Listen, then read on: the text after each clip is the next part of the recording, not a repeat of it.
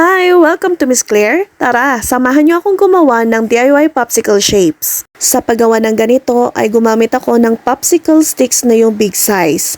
At sa velcro tape naman ay yung adhesive na 15mm. Pwede namang gumamit ng mas maliliit na popsicle sticks pero yung 15mm kasi na velcro ay hindi kasya sa maliliit na popsicle kaya itong big size na lang ang ginamit ko. Una kong idinikit yung mga hard na velcro tape hanggang sa matapos ito.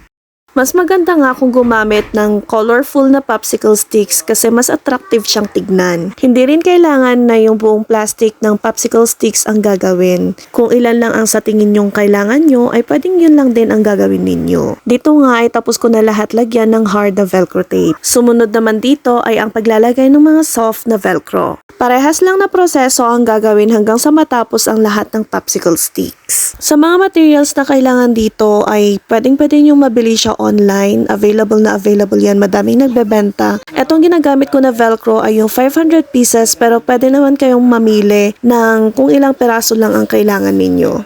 Sa mga popsicle sticks na nga na ito ay madami nang madedevelop sa bata, lalo-lalo na ang kanilang creativity, problem solving at ang kanilang soft motor skills. Gamit nga nitong mga popsicle sticks na may velcro ay pwede na silang makabuo ng mga shapes. Pero ito ay limited lamang sa mga shapes ni straight lines ang nagamit. Sa mga shapes na may curved lines ay hindi kayang gawin. Gayunpaman ay madami pa rin silang mabubuo gamit ng mga ito. Hanggang dito na nga lang ang ating video at sana nakapagbigay ako ng idea para sa inyo na pwede ninyong gawin para sa inyong mga anak. Yun lang. Thank you for watching!